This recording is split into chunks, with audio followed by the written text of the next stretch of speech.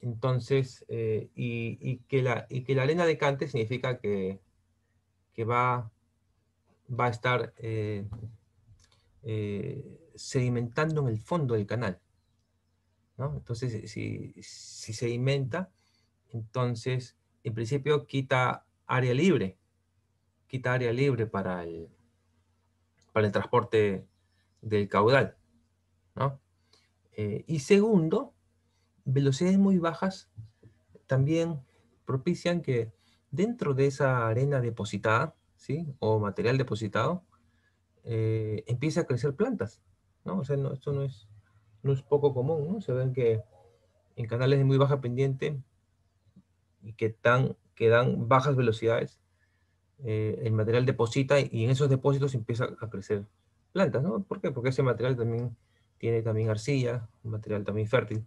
Entonces, se deben evitar velocidades muy bajas, ¿ya? Ese es un punto. De hecho, para evitar el crecimiento de plantas se recomienda que no sean menores que 0,75 metros por segundo. Ahora, por el otro lado, también existe una limitante en las velocidades muy altas, ¿no? Eh, lo ideal es que no superen los 6 metros por segundo. ¿Y esto a qué se debe? Bueno, otra vez, si, si eventualmente, si eventualmente tenemos material en suspensión, ¿no? O sea, tenemos arenas suspendidas, ¿sí? Imagínense esas arenas suspendidas friccionando contra las paredes del canal. Así ese canal sea de concreto, ustedes van a ver que ese revestimiento de concreto va a ir desgastándose, ¿no? Se desgasta. Y eventualmente se llegan a casos extremos, que inclusive si es un canal de concreto que tiene una armadura de acero, por ejemplo, esa armadura queda descubierta, ¿no? Por la abrasión, ¿no? A ese proceso de desgaste se llama abrasión. Entonces, se recomienda que las velocidades en los canales tampoco sean muy altas, de tal manera que no se dañen los revestimientos. Ahora, esto es obviamente en los casos que los canales funcionen continuamente. Vamos a ver más adelante, nosotros vamos a estudiar casos en que los canales tienen muy fuerte pendiente, ¿no? Vamos a hablar de canales de 45 grados. Y van a ver que en esos casos las velocidades pueden superar largamente los 6 metros por segundo. Podemos tener velocidades de 20 metros por segundo. Sin embargo, en esos casos, que usualmente la aplicación es digamos, en aliviaderos de presas, de masías, son estructuras que trabajan con muy poca frecuencia, ¿no? Por ejemplo, una vez cada cierto número de años, ¿no? Son estructuras con uso muy poco frecuente, donde sí, cuando funciona, las velocidades son muy altas, ¿no? En esos casos se puede aceptar. Pero en obras que continuamente van a transportar un caudal y continuamente se van a exceder estas velocidades, entonces no se recomienda el diseño de canales con velocidades que superen los 100 metros por segundo. ¿Ok? Entonces, esto es solamente para complementar lo que hemos visto. Canales rígidos. Ahora, mmm, veamos en estricto los canales no revestidos, ¿sí? Y los canales no revestidos, pues son aquellos que encontramos en las llamadas sequías, ¿no? Muchas veces en el contexto de un, de tierras agrícolas, ¿no? Tenemos canales excavados, ¿no? Que transportan agua, ¿no? Muchas veces también en los parques, ¿no? Ustedes habrán visto los parques, entonces hay sequías por donde se transporta agua, ¿no? Y no hay revestimiento, no hay concreto. Entonces, ya lo anterior un poco ya nos prepara para esto, ¿no? Porque ¿qué pasaría si las velocidades son capaces de remover el material suelto, ¿no? Que forma el canal? Entonces, no sería un diseño adecuado, ¿no? O sea, yo no esperaría tener velocidades tan altas que empiecen a llevarse el material del fondo y las paredes. Entonces, ese es un criterio para diseñar canales revestidos. Y de hecho, es uno de los métodos que nosotros vamos a estudiar. que es el método de la velocidad máxima permisible, ¿no? Entonces, es una metodología mediante la cual uno diseña un canal de tal manera que, que las velocidades que se presenten con las dimensiones del canal, ¿no? Porque aquí ya ponerse, si es una sección rectangular, o trapezoidal, perdón, tendrá una base, ¿sí? Tendrá un tirante, tendrá un talud, tendrá una pendiente, ¿no? Y un coeficiente de rugosidad, ¿no? Entonces, todas estas características determinan, por ejemplo, determinadas velocidades, ¿no? Entonces, no queremos que estas velocidades sean capaces de llevarse el material que conforman los canales, ¿no? Y otra metodología que también vamos a ver hoy día está basada más bien en los esfuerzos cortantes, ¿no? Eso lo que vimos ayer, ¿no? Ahora que hablamos de distribuciones de esfuerzos cortantes, entonces en ese caso me va a interesar los esfuerzos cortantes máximos, tanto en el fondo como en las paredes. Entonces, en este caso, uno no quiere que esos esfuerzos cortantes superen a los esfuerzos cortantes admisibles. ¿Ya? Vamos también a introducir ese concepto, ¿no? Porque en función de las características del material, el material va a poder resistir cierto esfuerzo cortante máximo, es un esfuerzo cortante admisible. Entonces, las metodologías que vamos a ver para diseñar canales no revestidos, o bien se basan en velocidades máximas previsibles, o bien se basan en esfuerzos cortantes máximos admisibles. ¿Ok? Bien, entonces se trata de dimensionarlos de tal manera de que no se presenten ni velocidades ni esfuerzos cortantes que superen a los admisibles. Bien, empecemos entonces con la metodología de la velocidad máxima permisible, ¿sí? Esta metodología considera dimensionar una sección y pendiente de tal manera que no se excedan las velocidades permisibles del flujo. Claro, es lo que acabamos de decir en esta figura, ¿no? Yo dimensiono, ¿sí? Base, tirante, talud, pendiente, ¿no? De tal manera de que no se excedan las velocidades permisibles del flujo. Entonces aquí viene la pregunta, es ¿cuáles son las velocidades permisibles del flujo? Vamos a verlo en un momento, ¿sí? Sin embargo, podríamos definir esa velocidad permisible como la máxima velocidad que puede soportar el fondo y las paredes sin que el canal se erosione, ¿sí? O sea, yo no quiero velocidades que erosionen fondo o paredes del canal. Esta velocidad depende principalmente del tipo de suelo, ¿sí? El tipo de suelo que encontramos en el fondo y las paredes, desde el tamaño de la partícula, ¿no? ¿Qué tamaño son, no? Si son gravas, si son arenas, si son limos, ¿no? También depende de la profundidad del flujo y de si el canal está en un tramo recto o curvo. También tienen influencia estos factores para determinar estas velocidades permisibles. Bueno, nosotros acá tenemos una metodología, ¿sí? Que vamos a utilizar para poder hacer este dimensionamiento por el método de la velocidad máxima previsible. Bueno, rápidamente acá les indico, ¿no? En función de una aplicación que ustedes tengan, ¿no? Y de hecho, fíjense, bueno, aquí tienen tablas,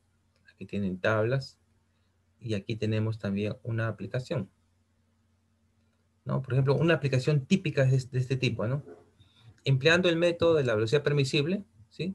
Se dice, diseñar un canal para transportar un caudal conocido, ¿no? Supónganse que quiero transportar ese caudal, por ejemplo, 6.91 metros cúbicos por segundo. En este caso, ya se sabe que el canal está excavado en arcilla, ¿no? Es un dato, ¿no? Un canal excavado en arcilla. Para la arcilla tenemos este coeficiente de rugosidad conocido, el N de Manning, y tengo una pendiente de fondo, ¿sí? 0.00318 metros sobre metros. Entonces aquí, ¿qué preguntamos? Diseñar un canal, ¿no? O sea, en otras palabras, bueno, y estoy hablando de canales trapezoidales, ¿ya? Eso sí hay que aclarar. Entonces, cuando le digo diseñar un canal, lo que quiero es cuánto vale esta base del canal, ¿sí? ¿Cuánto vale el tirante? ¿Cuánto vale el borde libre? ¿Sí? Y claro, ¿y cuánto vale también el talud? ¿Sí? ¿Cuánto vale este Z? Z en 1, ¿no? Entonces, en este problema de aquí, básicamente estamos diciendo que, que yo quiero conocer las dimensiones de un canal para que pueda transportar este caudal dado, ¿sí? Eh, sin erosionarse, sin erosionar fondo y paredes. Eso es lo que se busca con esta metodología. A ver, rápidamente veamos algunos aspectos de esta metodología, ¿no? Vamos a ver la metodología y luego vemos un ejercicio. Entonces, por ejemplo, aquí están los pasos, ¿no? Un poco así como receta, si ustedes quieren, ¿no? Obviamente, conociendo este paso inicial, ustedes pueden hacer luego variantes, ¿no? Porque al final se trata de un procedimiento lógico. Entonces, por ejemplo, decimos que para un material dado, ¿sí? Seleccionar un valor de coeficiente de Manning, ¿no?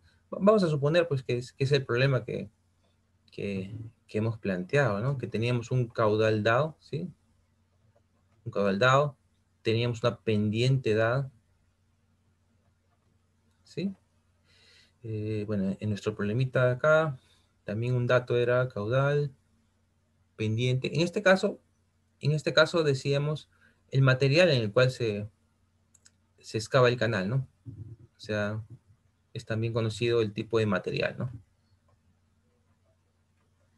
A ver si lo excavo en arena, en arcilla, en eso, ¿no? O sea, conocido material, caudal, pendiente. En teoría el procedimiento vendría a ser este, ¿no? Entonces, para un material dado, seleccionar un valor de coeficiente de Manning, ¿no? Eso depende del material. El problema es un dato, ¿no? Pero imagínate que no tuviera el valor del Manning como un dato. Probablemente yo tendría que ir a una tabla como estas, ¿no? Y entonces yo diría, pues, el tipo de material, ¿no? En el cual voy a excavar. Bueno, esta tabla es general porque es también válida para canales rígidos. La parte final probablemente es la que podríamos utilizar para canales no revestidos, ¿no? Por ejemplo, aquí se habla de fondo de gravas, guijarros, bolonerías, ¿no? Eh, o materiales más grandes, ¿no? Pero también tengo acá, bueno, en este caso, el coeficiente de Manning, pero tengo también acá otra tabla, esta por ejemplo, ¿no? Donde para diferentes tipos de material tengo también valores aproximados de coeficiente de Manning, ¿sí? Esta tabla es una tabla recomendada para profundidades de agua para tirantes de hasta 0.9, ¿no? Esto hay que tomarlo también con una referencia, ¿no? Porque en realidad podríamos decir que es válida para profundidades que están cercanos a estas, ¿no? Digamos para arriba 30 centímetros, para abajo 30 centímetros, ¿no? Quizás ya no sería tan válida para tirantes del doble o del triple de este valor, ¿no? Bueno, en todo caso tenemos acá coeficiente de rugosidad. Entonces ese es el primer paso. Para un material dado, determinar un coeficiente de Manning, ¿no? ¿Sí? Determinar un talud lateral, ¿no? Eso también es importante, ¿no? Puede servirme esta tabla. Entonces, claro, el concepto es sencillo, ¿no? Dependiendo del tipo de material que yo tengo, este material puede soportar o no un determinado talud, ¿no? Eh, de hecho, por ejemplo, en la medida que este material es más resistente, ¿sí? Material más resistente, y ustedes podrían pensar que lo más resistente es que esto sea roca. Si esto fuera roca, el talud puede ser casi vertical, ¿no? O sea, este Z es cero. Podemos tener también, por ejemplo, arcilla, ¿no? O suelo firme, ¿sí? Donde, bueno, al menos son más resistentes que las arenas, ¿no? Entonces ahí los taludes pueden ser de 0.5, ¿sí? O sea, Z igual a 0.5, ¿no? O puede variar también para suelo firme de 1, ¿no? En cambio, para suelos más sueltos, ¿no? Como las arenas, este Z ya es 2, más tendido, ¿no? O franco arenoso, ¿no? Que es una mezcla de arcilla, arena, limo, ¿no? Puede ir hasta 3 en 1, ¿no? Esto no es muy complicado. Si ustedes han visitado, por ejemplo, los acantilados de la Costa Verde, ¿sí? Ustedes han visto cosas como estas, ¿no? Sí, son verticales, ¿no? Y acá está el mar, ¿no? Entonces son taludes parados. Y eso está básicamente compuesto por conglomerado, ¿no? Piedras ahí, ¿no? Rocas, gravas de gran tamaño, ¿no? En cambio, aquellos que han visitado, por ejemplo, se han ido al norte y han pasado por Pasamayo, por ejemplo, han visto que más bien ahí los taludes son bien echados, ¿no? Porque son justamente de arena, ¿no? Son de arena. Entonces, estaremos en este caso de aquí. Entonces, en función del tipo del suelo, se puede recomendar un talud lateral, ¿ok? Bueno, es también una guía para seleccionar taludes. Y importante aquí también es la velocidad permisible, ¿no? Eso también depende del tipo de material, ¿no? Aquí nos recomienda la tabla 3. Entonces, en la tabla 3, por ejemplo, tenemos aquí algunas recomendaciones de máximas velocidades permisibles en función del tipo de material, ¿no? Por ejemplo, acá tenemos arena fina, 0.6 metros por segundo, ¿no? Es la velocidad eh, permisible, ¿no? O sea, en todo caso, si mi talud, lo que me quiere decir esto es que si mi talud, si el material, fondo y pared está compuesto por arena fina, entonces yo debería procurar que las velocidades no excedan los 0.6 metros por segundo, porque si no se erosiona, ¿no? Si esta es arena gruesa, por ejemplo, ya la velocidad es 1.2 metros por segundo, ¿no? Sí, el material es más grueso, entonces puede aguantar más velocidades, ¿no? Si es arena fina, aguanta máximo hasta 0.6, pero si es arena gruesa, puede aguantar hasta 1.2. Para tirantes de este orden de magnitud, ¿no? Si son canales de tierra, por ejemplo, limo arenoso, 0.6, ¿no? Arcilla limosa, 1.1, arcilla, 1.8, ¿no? O también puedo tener casos de canales revestidos con gras, ¿no? Entonces tengo acá distintos tipos de suelos, pero con este tipo de gras, ¿no? Gras bermuda, ¿no? En suelo de este tipo, ¿no? Limo arenoso 1.8, ¿no? Arcilla limosa 2.4, o otro tipo de gras. Entonces tengo también velocidades permisibles, ¿no?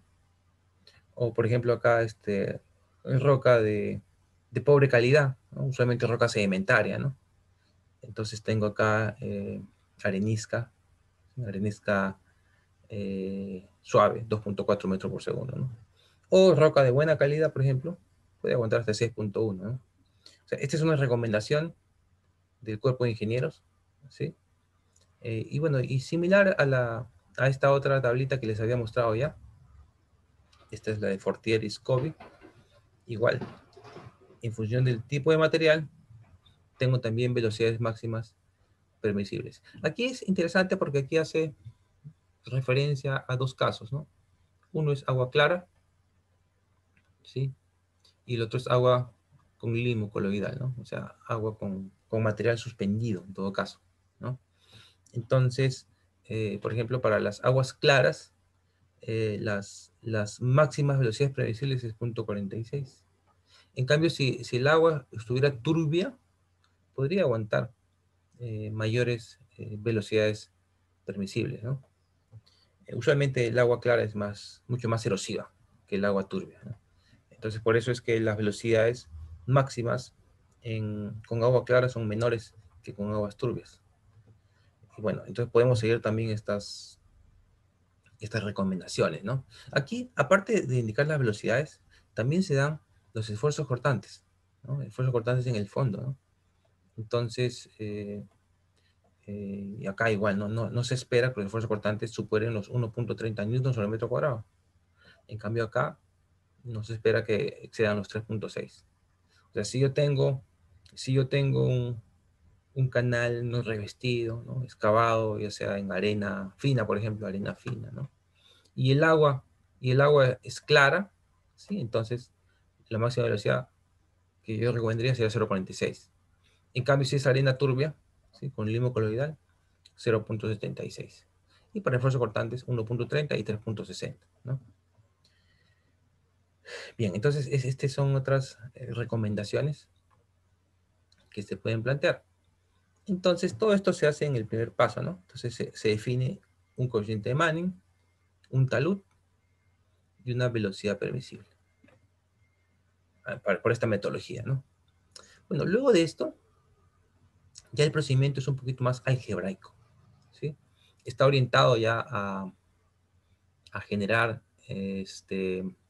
ecuaciones que permitan obtener justamente el valor de la base y la altura, ¿no?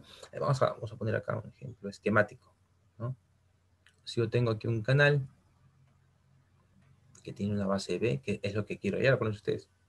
Quiero saber cuánto vale la base, quiero saber cuánto vale el tirante, ¿sí? Acuérdense que ya está definido en el paso 1 cuánto vale el talud, Z, ¿sí?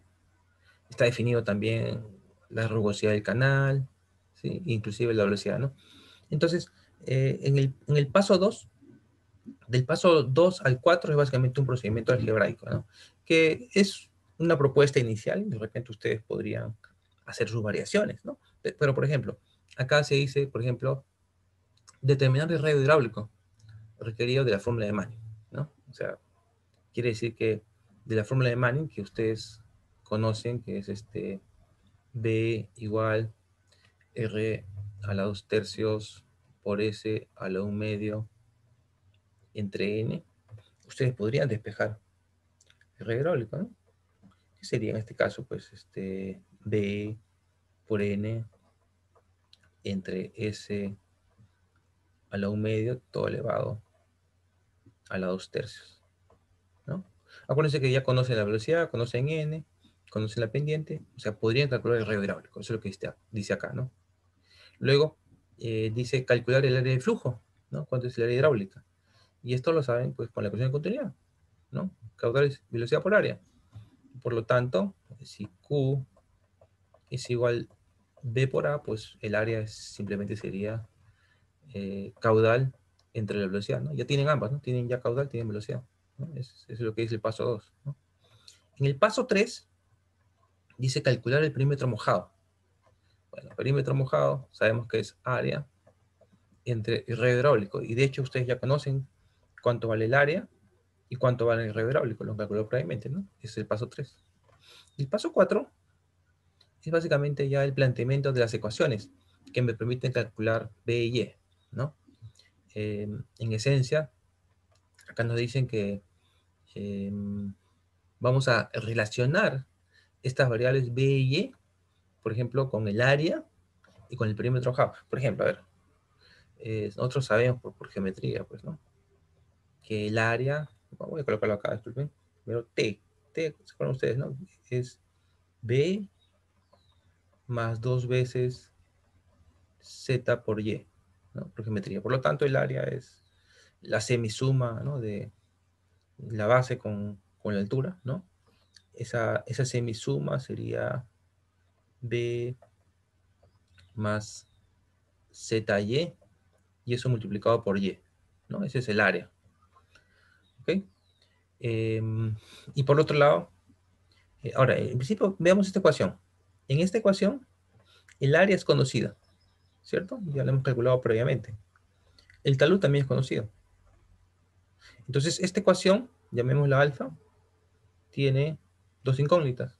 Una incógnita es la base y otra cosa es el tirante. Una ecuación.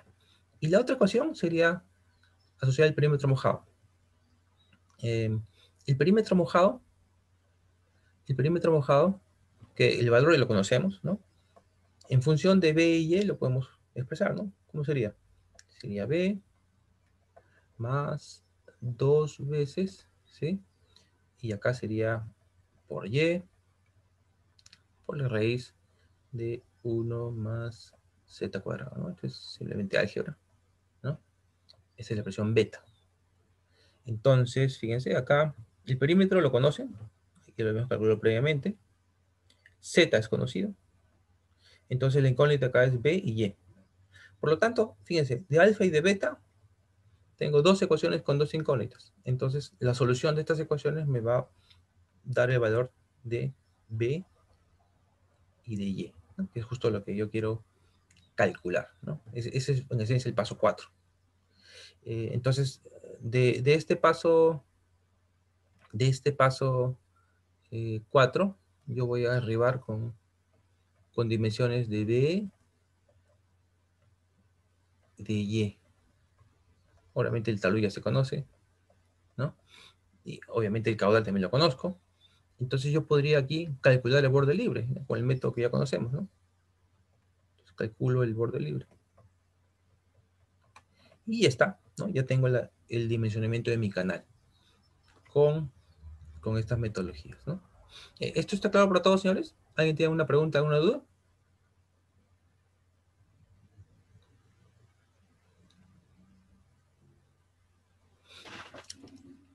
Ok, entonces si esto está claro, entonces pasemos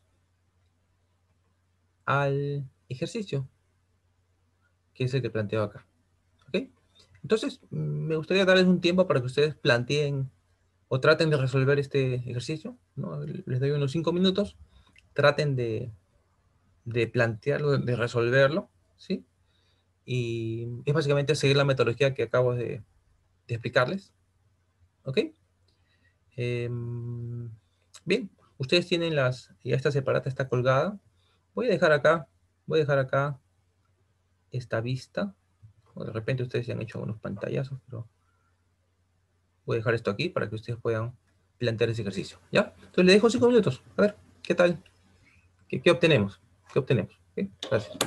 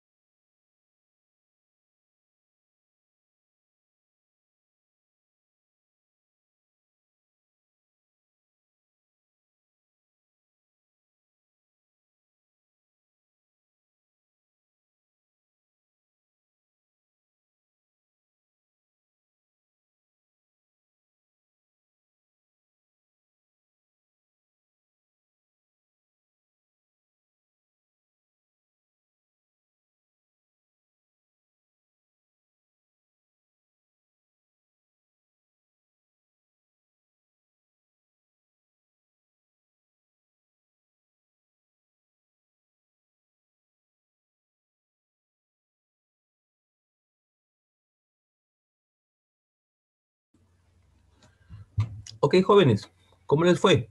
¿Alguien tiene un resultado?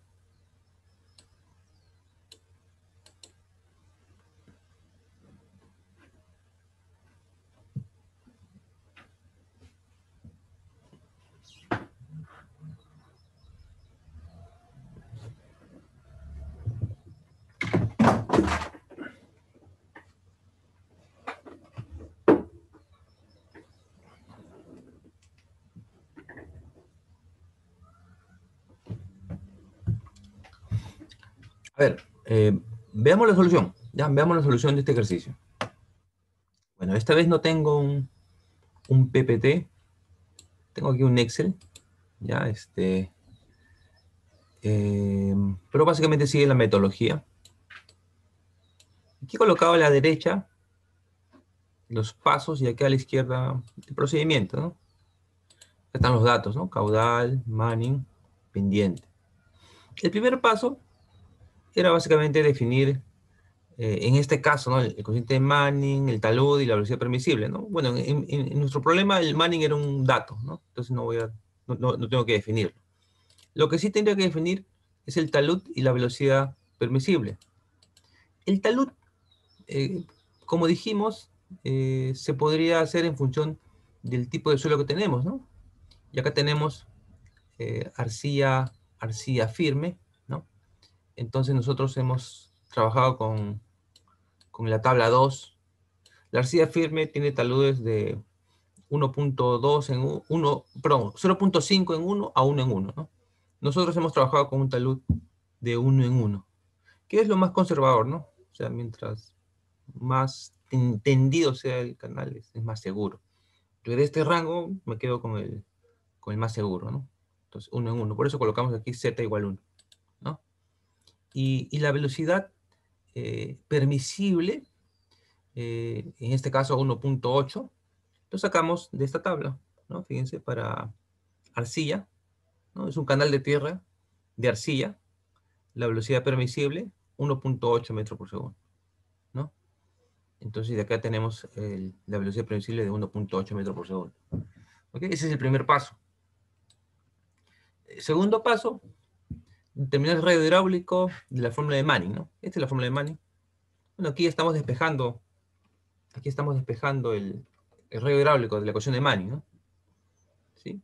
Sería B por N por S a un medio, todo a 3 medios, ¿no? Entonces ya todo lo demás es conocido, ¿sí? Y tengo este radio hidráulico de 0.81. Y el área hidráulica sería el caudal entre la velocidad, ¿no?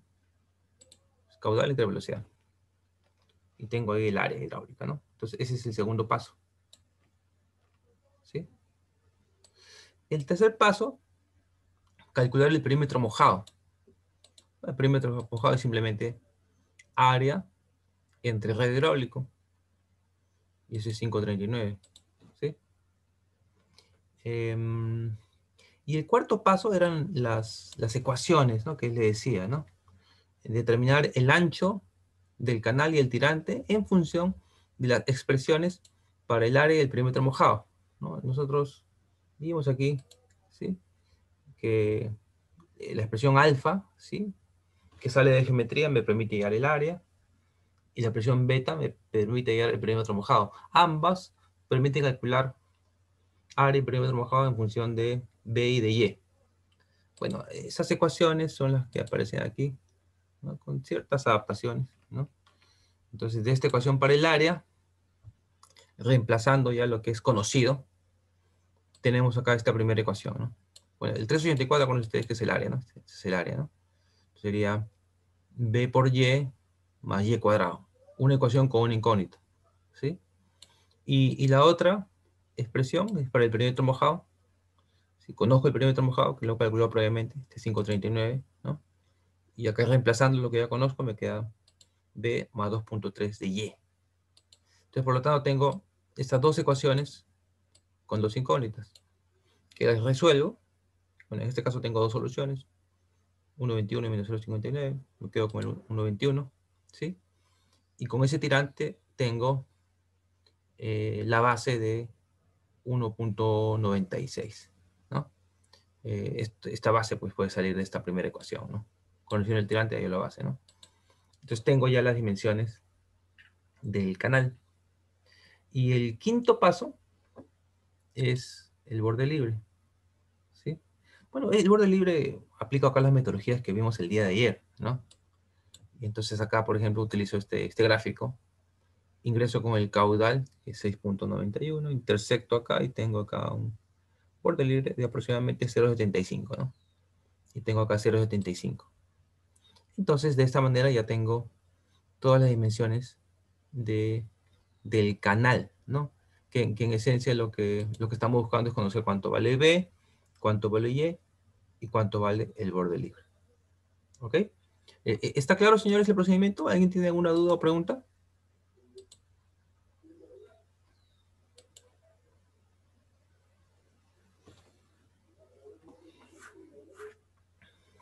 Ok. Entonces, es un procedimiento sencillo, ¿ya? Ustedes pueden ya revisarlo. Muy bien, señores. Entonces, ahora pasemos a la segunda metodología. La segunda metodología para canales no revestidos es el método de la fuerza atractiva, ¿sí? La fuerza atractiva. Ahora vamos a diseñar una sección, ¿no? Vamos a diseñar una sección de canal B. Quiero saber cuánto vale B, cuánto vale Y, ¿no? Bueno, el talud también es una incógnita, ¿no? El borde libre, ¿no? Para que ni el fondo ni las paredes del canal se erosionen. Pero en este caso vamos a trabajar con fuerzas tractivas. O sea, quiere decir que vamos a calcular tirante, por ejemplo. Bueno, el proceso va así, van a ver ustedes cómo se calcula eso. Pero un tirante tal que ocasione esfuerzo cortante, vamos a pensar inicialmente en el fondo, ¿no? Esfuerzo cortante en el fondo, ¿sí? Que sea menor que el esfuerzo cortante admisible en el fondo, ¿sí? O sea, qué tirante, qué ancho, todo, me permite obtener esfuerzos cortantes en el fondo menores que los admisibles. Pero no solo eso, también debo asegurarme que los esfuerzos cortantes actuando en las paredes, en los taludes, ¿no? Sean menores que los esfuerzos cortantes admisibles en las paredes. Entonces, se deben satisfacer estas dos condiciones. Que los esfuerzos cortantes, tanto en el fondo como en las paredes, sean menores que los admisibles. Entonces, la metodología básicamente se enfoca en lograr esta desigualdad. ¿Ok? Bueno, para poder resolver esto, seguir esta metodología, tenemos aquí algunos pasos. Bueno, vamos a ver los pasos. El primer paso dice, en función del material, ¿no? También deben conocer ustedes el tipo de material, ¿no? Que tienen en el fondo paredes, ¿no? Seleccionar el talud de la tabla 2, ¿no? O sea, seleccionar un Z. Bueno, eso ya lo sabemos, eso ya lo hemos visto en el caso anterior, ¿no? Entonces, básicamente, vamos a trabajar con una tabla como la 2, ¿no? Entonces, en función del tipo de material, yo recomiendo un talud, ¿no? Es lo primero que dice, ¿no? Para el material del canal, seleccionar el talud Z de la tabla 2. Muy bien. También dice seleccionar el ángulo de reposo de la figura 1. Esto es interesante. Figura 1, ¿no? Bueno, en principio acá la pregunta podría ser, ¿y qué cosa es ángulo de reposo, no? ¿Qué cosa es el ángulo de reposo? Bueno, el ángulo de reposo se define como el máximo ángulo, que, que se podría tener, vamos a considerarlo acá, a ver qué nomenclatura estamos usando aquí, un ratito, ya, el phi. Entonces, este ángulo phi, ¿sí? Entonces, este ángulo de reposo es el máximo ángulo phi. Bueno, pues si no salió bien acá, sería esto en todo caso, ¿no? El máximo ángulo phi que se podría tener en un talud, ¿no? Con los efectos del agua, ¿sí? El máximo, ¿ok? Entonces, este máximo valor del ángulo de reposo es un valor experimental, ¿sí? Es algo que se obtiene de ensayos de laboratorio. Entonces, acá en esta tablita que mostramos acá, se muestra justamente una tabla experimental, según las recomendaciones del Bureau of Reclamation. Esto es para material no cohesivo, ¿no? Material no cohesivo es el material granular, ¿no? Arenas, arcillas, ¿no? Disculpen, arenas, gravas, las arcillas son cohesivas. Entonces, estos son materiales granulares, ¿ya? Las arcillas son de otro tipo. Entonces, esta tabla es para material no cohesivo. Entonces, uno determina el ángulo de reposo acá en la vertical, ¿sí? En función de dos parámetros. Uno, el tamaño de las partículas, o sea, qué tamaño tienen esas partículas, qué diámetros aproximados tienen las partículas, pero también de qué tan angulosos son, ¿sí? Es lo que le llamamos angulosidad, angulosidad. Porque miren, piensen ustedes, ¿no? Un talud tiene una inclinación dada, entonces está en función de los tamaños de las partículas, qué tan grandes son, pero también qué tan angulosas son, ¿no? Porque podrían ser redondeadas o podrían ser también así, ¿no? Así en forma de aristas angulosas, ¿no? Van a ver ustedes que en la medida que el material es más anguloso, este ángulo puede ser más grande, ¿no? ¿Por qué? Porque la angulosidad permite una trabazón entre partícula y partícula, ¿no? Se traban, ¿no? Entonces lo hace más estable. En cambio, si todas fueran redondeadas, ya no podría hacerse el trabazón. Entonces, y de hecho, mientras las partículas más grandes son, también hay mayor estabilidad. Entonces, esta tabla o esta gráfica muestra justamente eso, ¿no? Vean ustedes, para un tamaño determinado, por ejemplo, acá, miren, 0.3 pulgadas, ¿sí? Ustedes trazan una vertical, y por ejemplo, si fuera muy anguloso, ¿no? Si fuera muy anguloso, miren, el ángulo de reposo estaría en cerca de 33.5 grados. Pero si ese mismo tamaño de partícula fuera muy redondeada, digamos por acá, ¿no? El ángulo de reposo sería 22 grados, ¿no? Vean ustedes la gran diferencia, ¿no? Mientras acá tenemos cerca de 33.5 grados, aquí es 22 grados.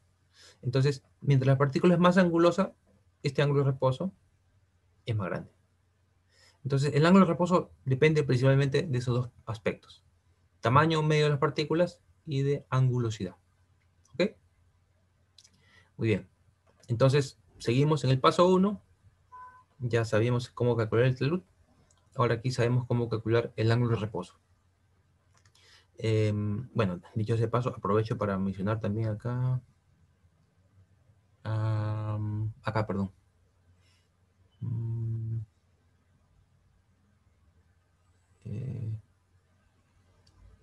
Perdón, no, acá no es. Disculpen, no, este está bien, disculpen. Este es acá. El esfuerzo cortante crítico. También quiero conocer el esfuerzo cortante crítico de corte. Este esfuerzo cortante crítico es justamente este esfuerzo admisible, ¿no?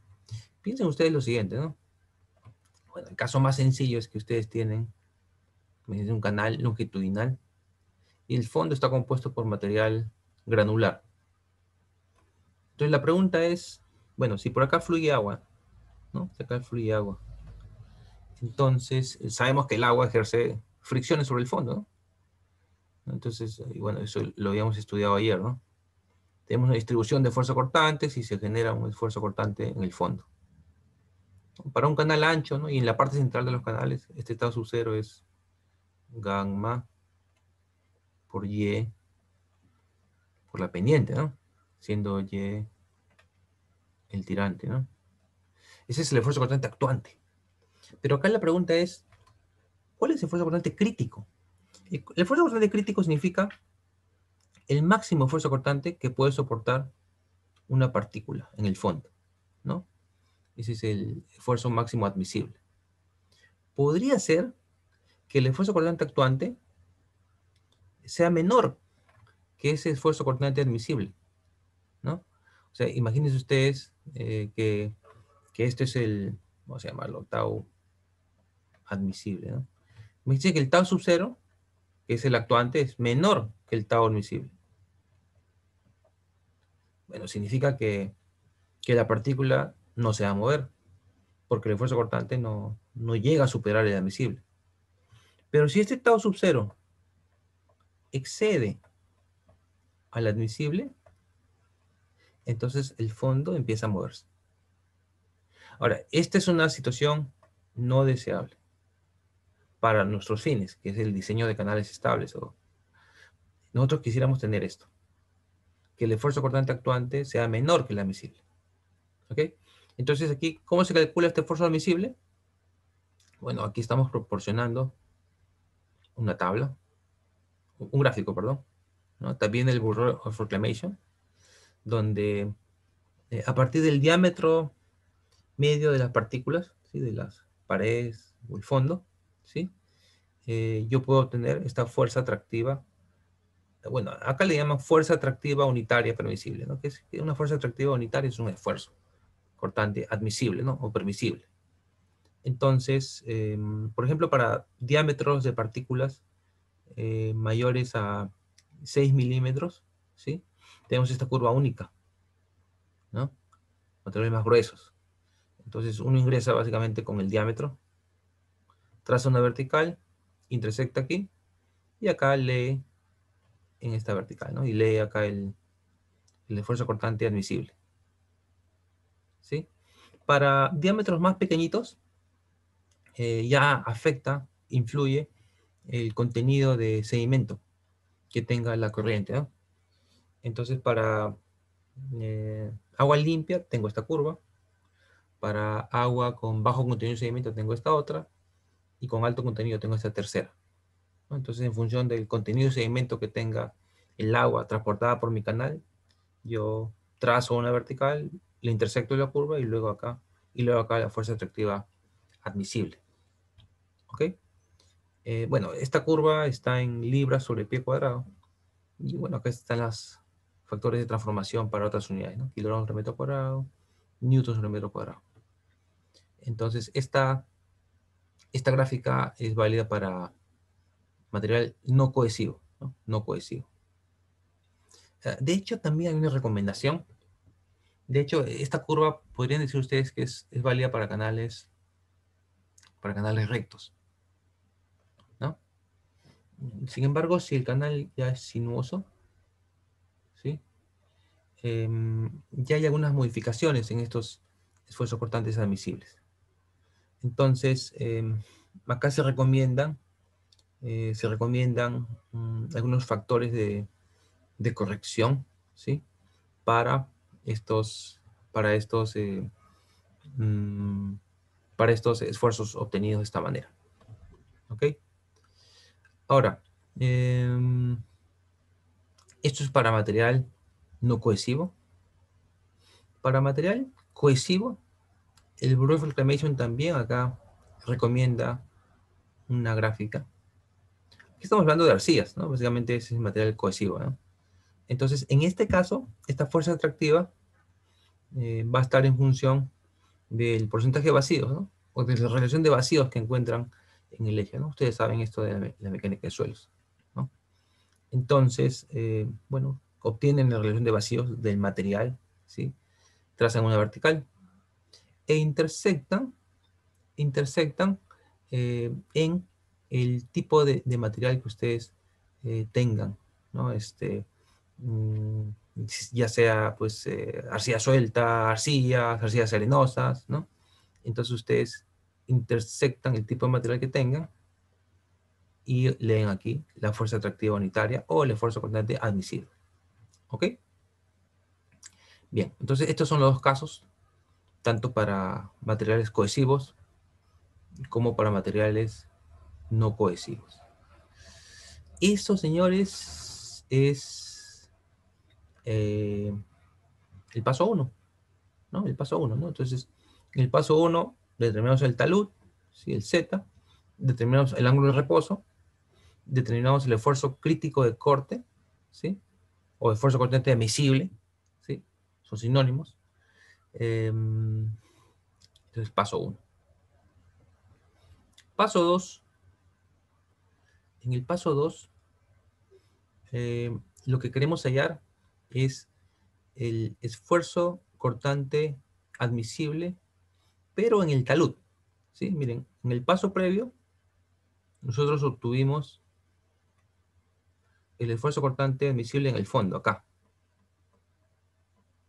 ¿no? Tau admisible en el fondo. Pero, ¿qué del material que está en el talud? ¿No? Viene el agua aquí, ¿no? Aquí podríamos pensar en un esfuerzo cortante admisible en las paredes o en el talud. A ver, señor, les hago una pregunta. ¿Cómo creen que sea este esfuerzo cortante admisible en el talud? ¿Menor o mayor o igual que en el fondo? ¿Qué opinan ustedes?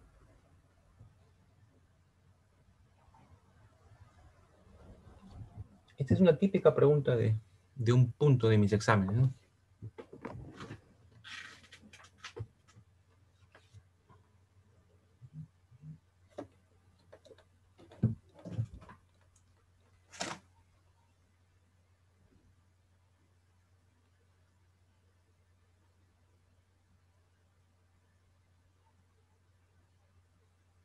¿Nadie? ¿Tienen claro el concepto del esfuerzo cortante admisible? Y ahora sería menor por lo que hemos visto ayer. Creo que se multiplica por un factor K. Y era menor que uno. No. Ayer vimos otro concepto. Ayer hablamos del esfuerzo cortante actuante.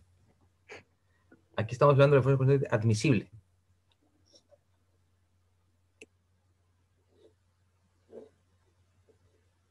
O sea, en otras palabras, estamos diciendo, ¿dónde es más fácil que la corriente mueva un material? ¿En el fondo o en los taludes? Les traslado la pregunta a ustedes. A ver, ¿dónde se sienten más estables ustedes? ¿Parados ahí en el piso horizontal o ahí en el talud del Cerro de la Uni? ¿Dónde son más estables?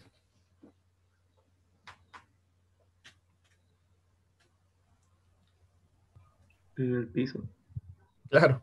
¿No? ¿Y qué cambia en el talud de ahí del Cerro de la Uni cuando ustedes están parados ahí? ¿Por qué son menos estables que en el piso? Por la inclinación que existe. Claro, ¿no? Hay una componente, ¿no? De la gravedad, ¿no? Que tiende a, a empujarlos en el sentido del talud, ¿no? Entonces, es lo mismo que pasa, pues, en los canales, ¿no? En los taludes de los canales, igual, por el efecto del talud, ¿no? Los suelos son menos estables. Entonces, el esfuerzo cortante admisible en las paredes de un canal son menores que el esfuerzo cortante en el fondo de un canal, ¿no? Y de hecho, la relación es la siguiente, ¿no? Que este tau admisible en las paredes se puede estimar como un K, un factor que multiplica al esfuerzo cortante admisible en el fondo. Ahora, ¿cuánto vale este factor K? Esta expresión me puede ayudar a obtener, ¿no? Eso está en función de el ángulo lateral, que es este teta, ¿sí? Y este teta depende del talud, ¿no? El talud que ustedes le han asignado, ¿no? Pero, pero también depende del ángulo de reposo, ¿no? El ángulo de reposo no es necesariamente el talud que ustedes le han asignado, pero el ángulo de reposo es el máximo talud que podría aguantar este suelo sin desmoronarse, ¿no? El máximo, ¿no? Entonces, como estos conceptos ya los hemos visto, ¿no? Entonces, mediante esta expresión se calcula este K y con este K puedo hallar el esfuerzo cortante admisible en los taludes. ¿Ok? Bien. El paso 3 de la metodología es, miren, el paso 3 en realidad abarca todo esto, pero tiene por objetivo ya determinar cuánto vale este tirante. ¿Sí? ¿Cuánto vale? Y este tirante, como dijimos, o en todo caso, el criterio de diseño es que en un canal de este tipo, el esfuerzo cortante en el fondo sea menor que el esfuerzo cortante admisible en el fondo. Y que el esfuerzo cortante actuante en las paredes sea menor que el admisible en las paredes, ¿no? Son dos conceptos distintos, ¿no? Ayer justamente vimos cómo calcular el esfuerzo cortante actuante, ¿no? Pero bueno, acá decimos dos cosas. Voy a colocarlo aquí. Entonces tengo acá mi canal. Entonces, yo quisiera verificar dos cosas. Entonces, lo primero es que el esfuerzo cortante actuante, ¿sí?, en el fondo sea menor que el esfuerzo cortante admisible en el fondo, ¿no? Nosotros el día de ayer aprendimos, ¿no?, lo que eran las distribuciones de esfuerzos cortantes, ¿sí? Entonces, para el fondo, la zona más crítica era en el centro, ¿no?, del canal, ¿no? Entonces, ese esfuerzo cortante en el centro del canal, ¿sí?, ¿se acuerdan ustedes? Se calculaba como el producto de gamma por Y por la pendiente, ¿sí? Esto. Y el esfuerzo cortante admisible en el fondo es el que acabamos de calcular en el paso previo, ¿no? Es lo que sale de estas gráficas. Entonces ya lo tengo. Entonces, el tirante que hace que el esfuerzo cortante actuante en el fondo sea menor que el admisible se obtiene de esta desigualdad. Y simplemente aquí yo despejo. Entonces el tau admisible en el fondo entre gamma por S, ¿no? Yo ya tengo el admisible en el fondo, lo calculo previamente. El peso específico del agua depende de la temperatura y la pendiente es un dato. Entonces aquí tengo un valor de Y que me proporciona un esfuerzo cortante en el fondo menor que el admisible. Bueno, eso es lo que me dice esta primera parte, ¿sí?, desde acá hasta acá. La segunda parte me dice lo mismo, pero aplicado en el talud, ¿no? Entonces, bueno, también habíamos visto el día de ayer, bueno, voy a dejar acá, ¿no?, tenemos la distribución de esfuerzos cortantes, ¿no? El día de ayer nosotros dijimos que también se podía calcular un máximo esfuerzo cortante actuante en el talud, actuante. Entonces acá sería que el tau actuante en la pared, ¿sí?, en realidad aquí sería máximo, ¿no? Tendría que ser el menor, tendría que ser menor, perdón, que el esfuerzo cortante admisible en la pared, ¿sí? Este es el máximo actuante en la pared y este es el admisible en la pared.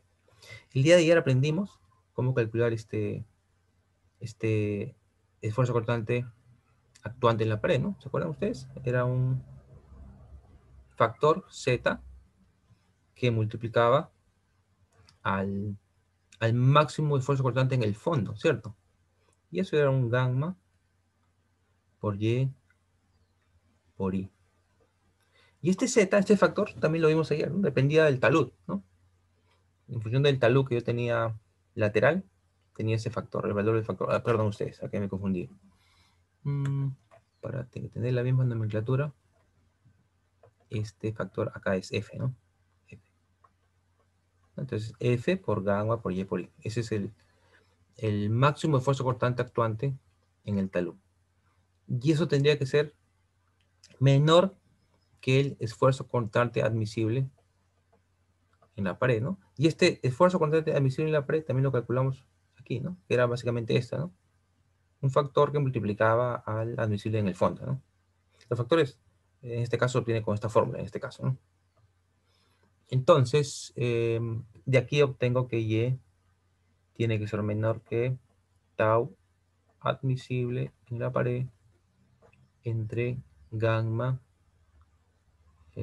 por I por F. Entonces aquí tengo,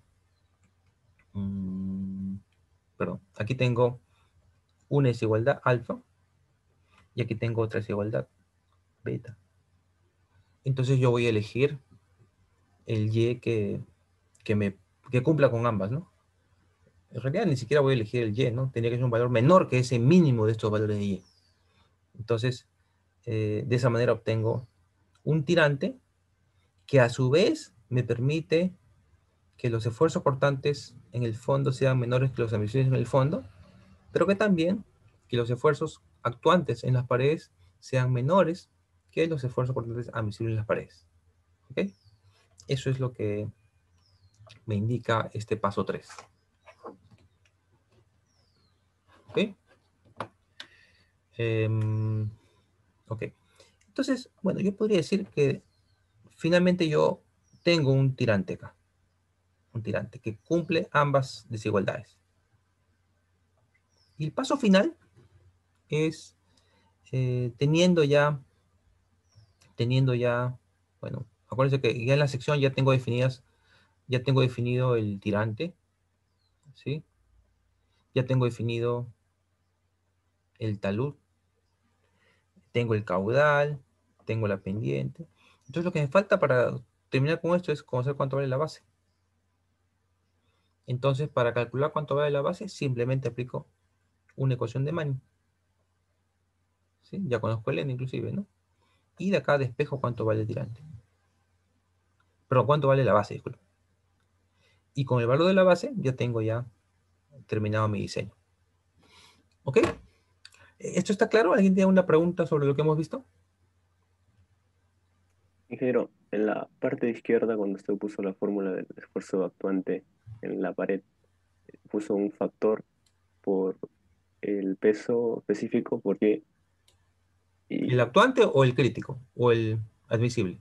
al momento de hacer la desigualdad, abajo, ahí en Ya. la parte izquierda, creo que ese Acá. I, ajá, es la pendiente, ¿verdad? Es la Ese pendiente, I. sí, disculpen. La pendiente, sí. Ah, ok, ok. Sí. ¿Alguna otra pregunta?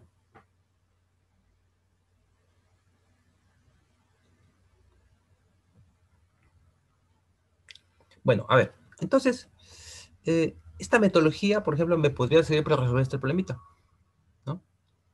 Tengo acá un canal trapezoidal. Bueno, en este caso ya son conocidos. En este caso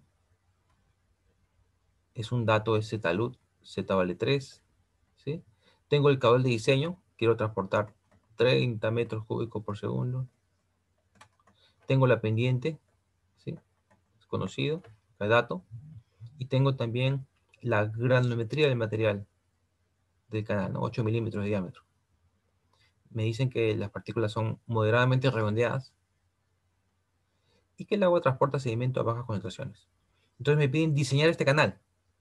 O sea, en otras palabras, me piden ver cuánto vale la base, cuánto vale el tirante y cuánto vale el borde libre. ¿Ok? A ver, por favor, inviertan unos 5 minutos, traten de plantearlo y pasamos a mostrar la solución. ¿Ok? Gracias.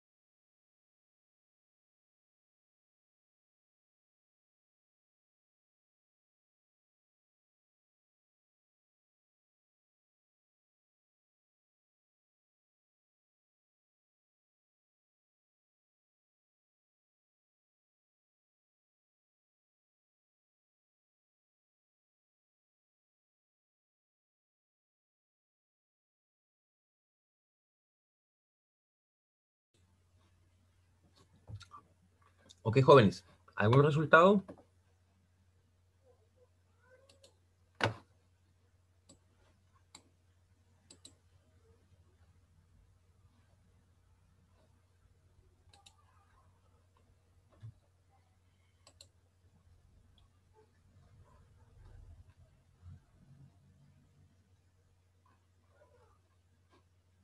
Ok, a ver, veamos la solución. Veamos la solución.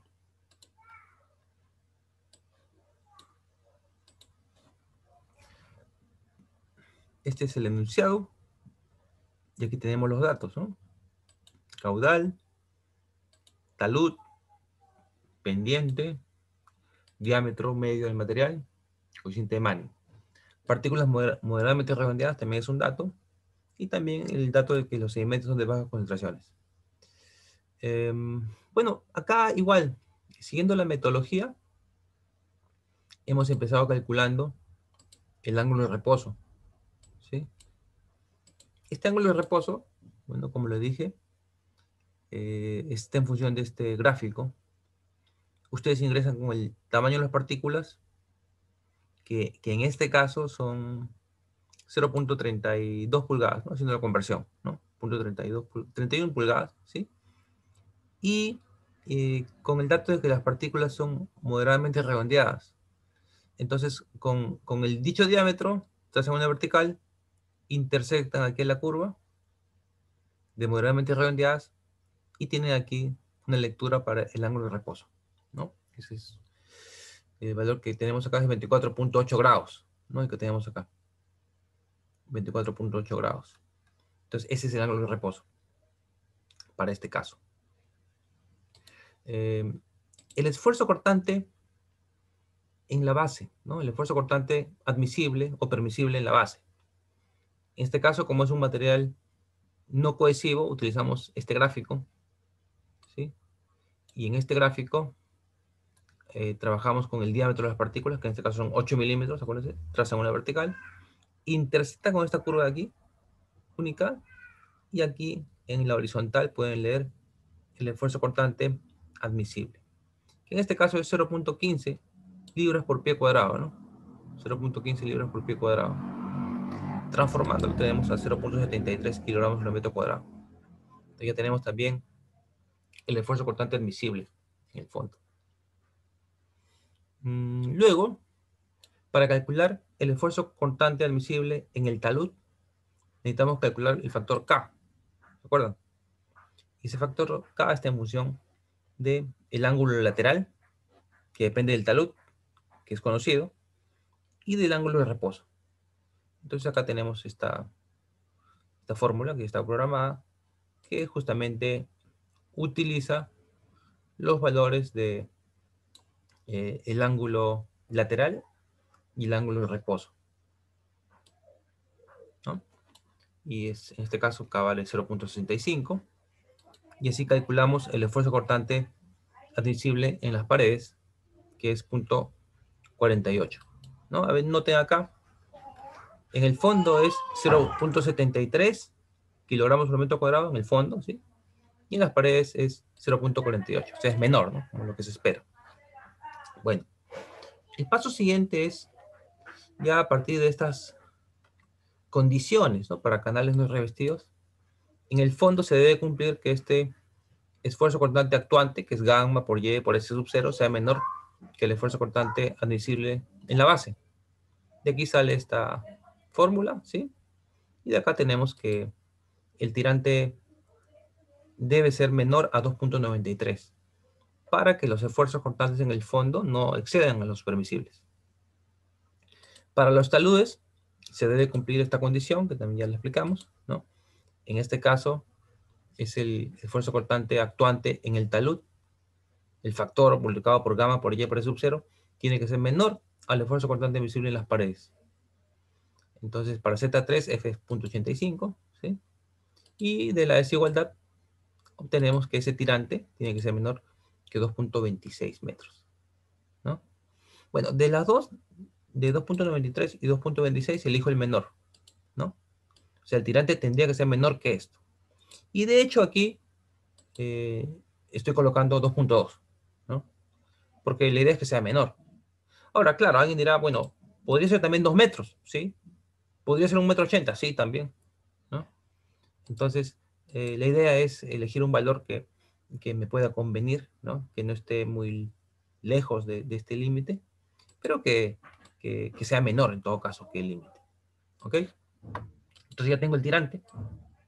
Y finalmente, con el tirante, básicamente aplico una ecuación de Manning, ¿no? Una ecuación de Manning para poder determinar el valor del ancho del canal, ¿no?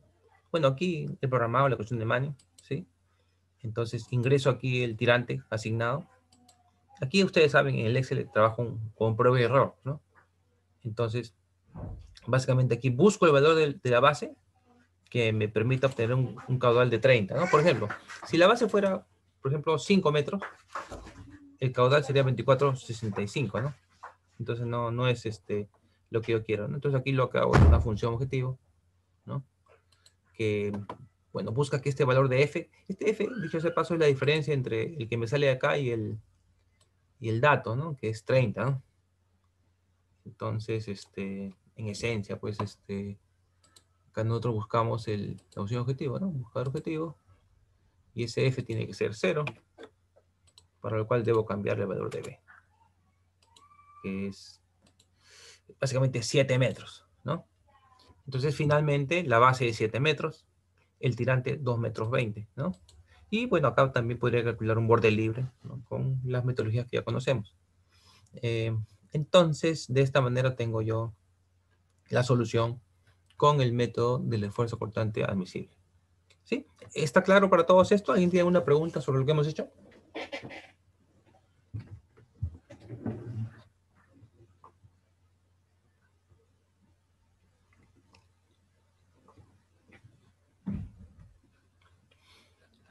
Bien, jóvenes. Me parece que esto está claro para todos.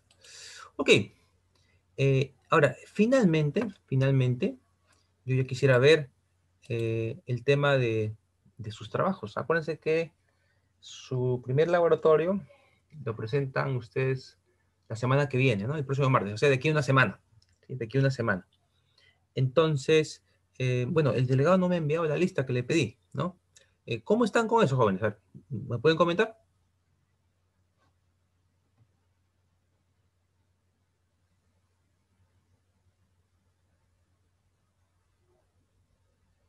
El delegado creó un Excel en el Drive Ingeniero donde todos están colocando sus grupos. Me imagino que se lo va a pasar cuando se acabe de llenar esa lista.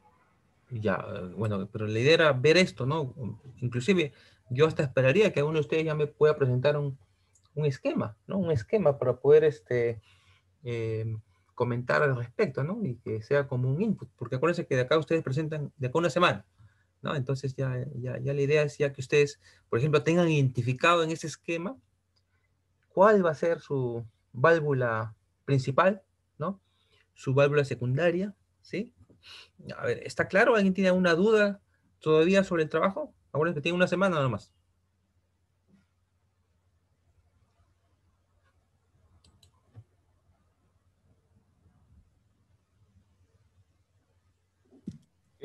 Ingeniero, yo tenía una duda en cuanto a a las válvulas. ¿Ya? ¿Ya? Bueno, como por ejemplo, mi casa es de 2 pisos y solamente tendría que usar del primer piso, no es necesario usar válvulas del segundo piso, ¿no, ingeniero? No, usted elige la que más le convenga, ¿no? O sea, si su válvula principal y secundaria está en el primer piso, no tiene por qué mostrar nada del segundo piso, ¿no? De repente, para otros les es más conveniente mostrar la del segundo piso o la del tercer piso, ¿no? O sea, básicamente lo que yo quiero es el esquema de, que abastece al caso que ustedes van a analizar, ¿no? O sea, no necesito el plano de instalación de toda su casa, ¿no? Solamente del esquema que van a analizar. Claro, pero ingeniero, ¿cómo se llama? Por ejemplo, son 2 planos por grupo, entonces tienen, o sea, las 2 personas que tienen los planos, cada una debe tener identificadas una válvula principal, una secundaria y una intermedia, ¿no? O sea, debe haber 6 válvulas en todo el grupo. ¿O Claro, cómo? en todo el grupo sí, porque un grupo tiene cuatro participantes y entonces en todo el grupo hay dos viviendas, ¿no? Ajá. Sí, eso sería, sí. Ya.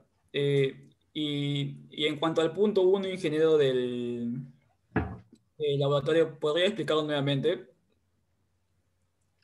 A ver, Creo que era del sistema de abastecimiento. un segundo, por favor.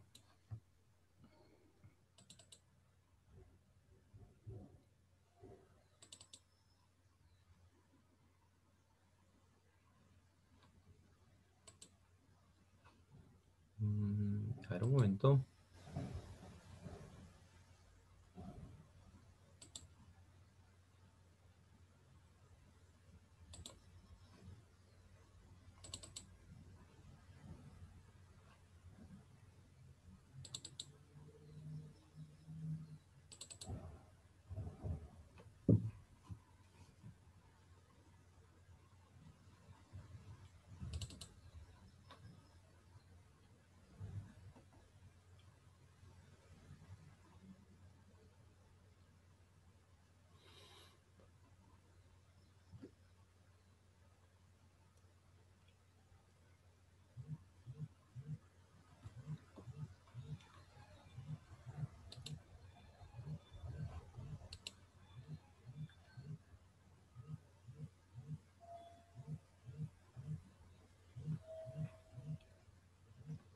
A ver, por ejemplo, vamos a ayudarnos con esta figura.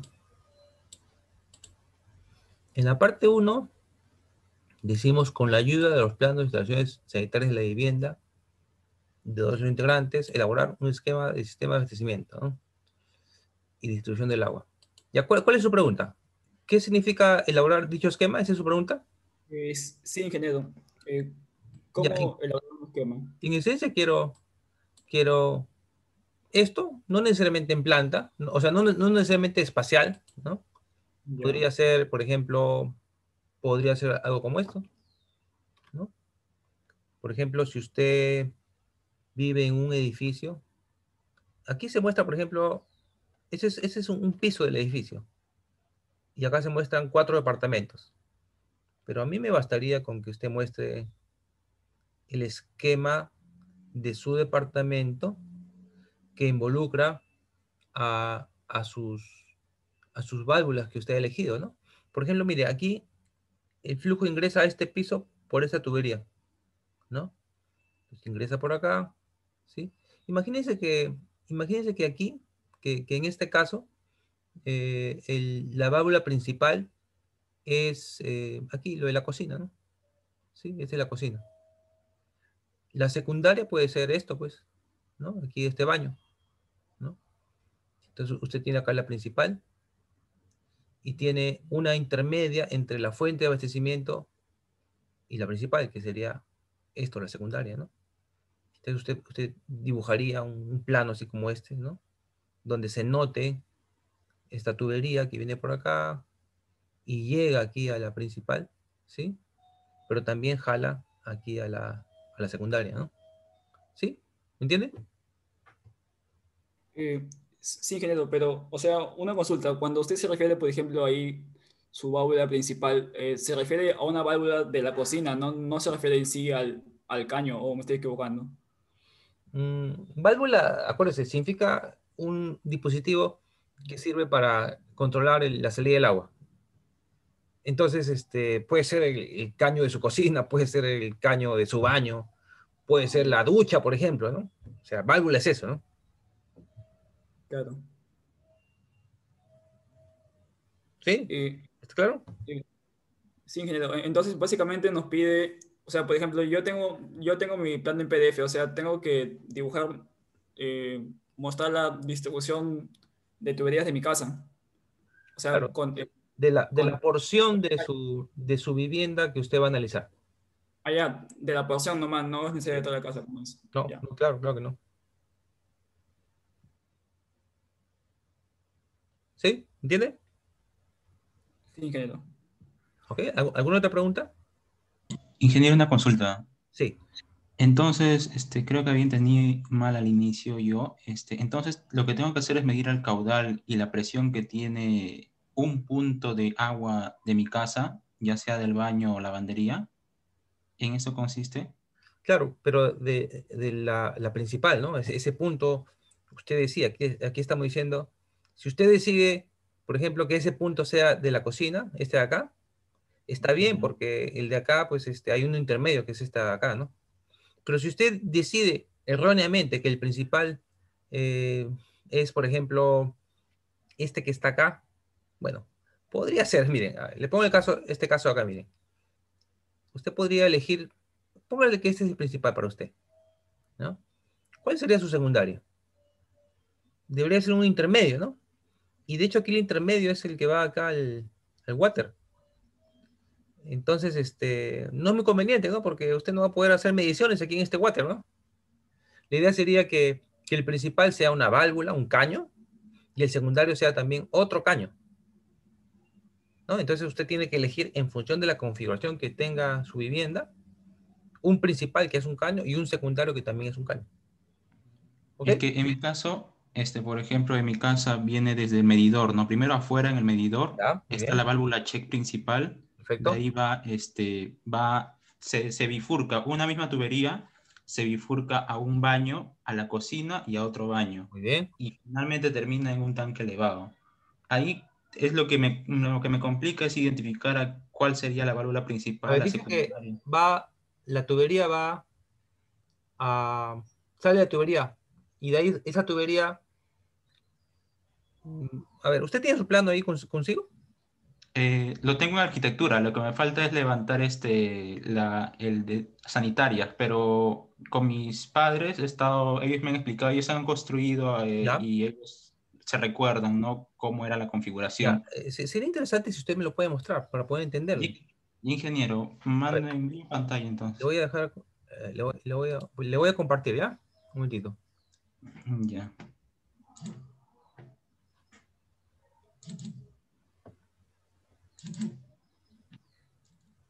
A ver, ¿puede intentar compartir? A ver,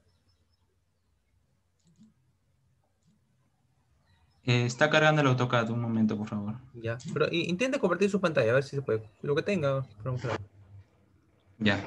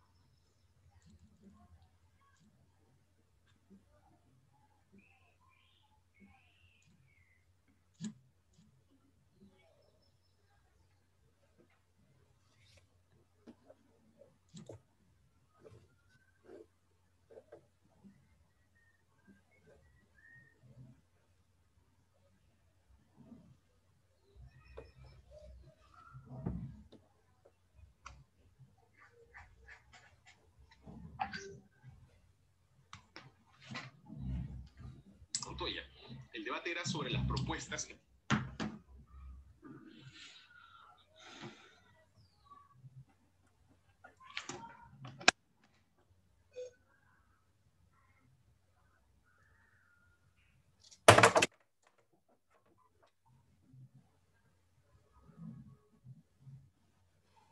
Si demora su AutoCAD. Sí, demora un poco. Bueno, mientras va cargando, yo voy a aprovechar también. Por favor, ¿puede dejar de compartir un momento? Ingeniero. Déjalo cargando.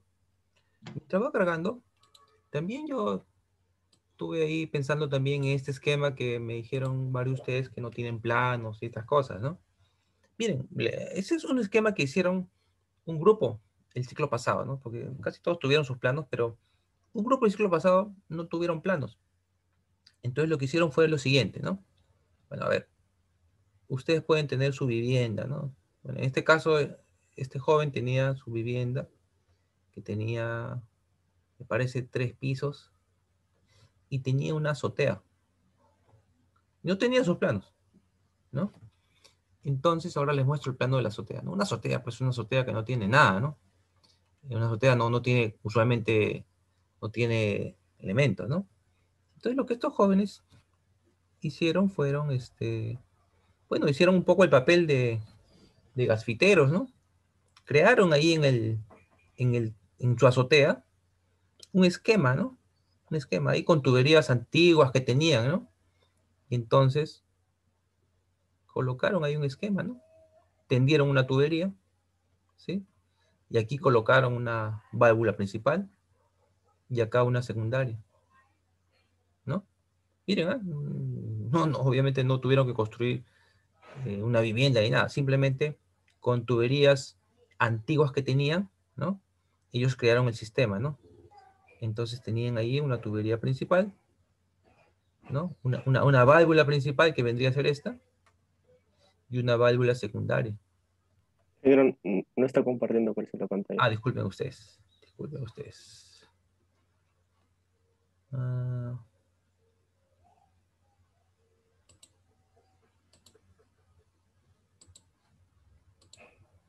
ok, esto es lo que estaba... ¿Ahora sí ven mi pantalla?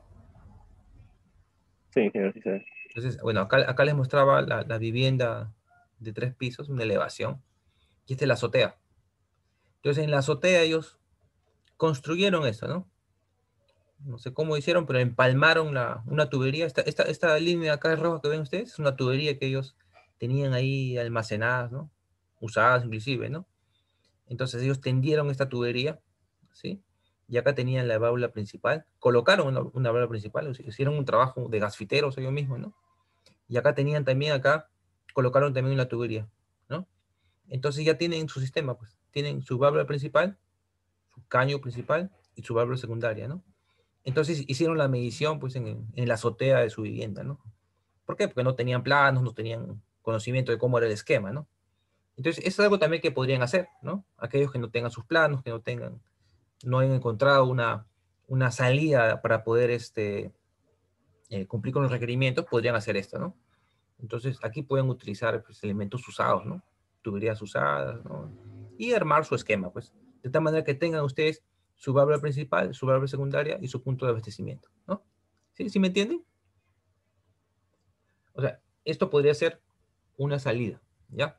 Entonces, justamente estuve ahí pensando en qué alternativa podrían hacer aquellos que no tienen planos, no tienen ninguna solución, no tienen alguien que les pueda proporcionar esto, podrían hacer algo como esto. Es cuestión de que ustedes mismos vean la manera para poder cumplir con los requerimientos del trabajo. ¿Ok? Bien, ¿y ya cargó su plano? Sí, ingeniero, en PDF, creo porque el AutoCAD se me ha colgado. Ya, no hay ¿Puedo problema. normal? ¿Sí? ¿Tiene Una una pregunta? consulta. Lo que pasa es que usted sabe que como los planos, por lo general, mis papás, por ejemplo, y los albañiles que estaban, no lo hacían a veces de la manera correcta. Entonces lo que hacían era subir, bajar ¿Mm? y volver a subir, ¿no? Entonces, la verdad es que esa estructura que usted dijo sí cumple, ¿no? Entre mi cocina y mi baño. Pero en la cocina, por ejemplo, llega con una presión bien fuerte, pero en el baño es como que llega con una presión bien baja. ¿Ya? ¿Eso no afectaría las mediciones? Sí afectaría, pero justamente un poco de eso se trata también, ¿no? Porque lo que yo espero es que efectivamente las presiones aquí en esta válvula principal no sean iguales a la secundaria, ¿no? Porque hay pérdidas de carga, ¿no? Hay pérdida de energía, ¿no?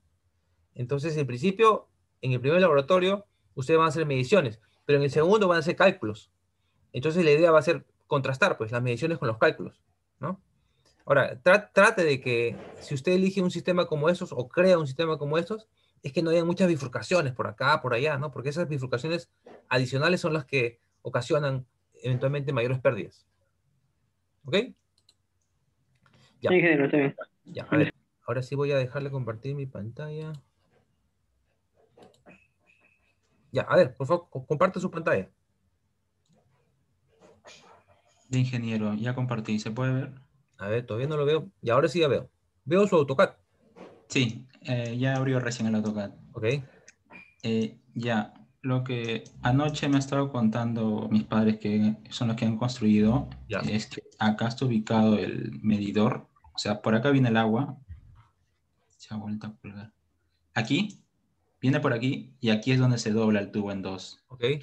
Un tubo va de frente por toda esta zona a esta zona húmeda de acá, el que es el baño. El baño, ya, ok. Y otro se parte aquí, Ya. Yéndose hacia la pared y sube a la montante a otra serie de baños que están en los pisos superiores de acá. Ok. Luego acá donde se ha partido la tubería, se va hacia la derecha y acá está la válvula, por así decirlo, principal. Si es que se corta esto, no hay agua en toda esta zona. De esta válvula, nuevamente se va a otra válvula acá en el baño, que solamente cierra el agua a este baño debajo de la Una pregunta, escalera. antes de la válvula del baño que usted dice, antes de... ya, Está acá. ¿ahí hay un caño? ¿Hay una salida de agua? No, ingeniero, es solamente la válvula. Es una llave, nada más. Sí, una llave. Ya, entonces, ya el agua continúa y una salida próxima es el baño, ¿de acuerdo? Sí. ¿Y no continúa la cocina? Sí, continúa. De acá se va de frente y acá es donde se dobla, ¿no? Para la válvula hacia el baño, que alimenta todo el baño. Y lo que continúa se va hacia la cocina. Ya, porque en ese caso me parece que el principal sería la cocina. El Y de la la secundaria cocina. sería el baño. El del baño. Ah, ya, ingeniero.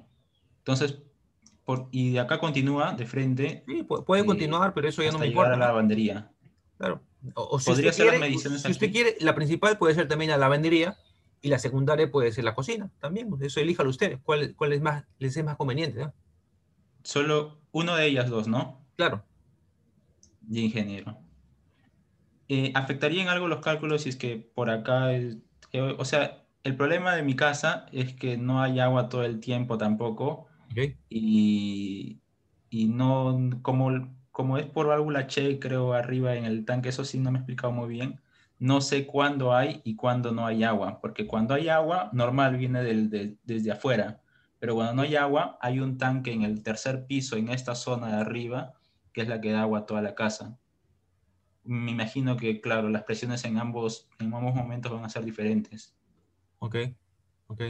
Bueno, trate de elegir una zona donde no hayan muchas bifurcaciones, ¿no? Una zona simple, una zona sencilla, ¿no?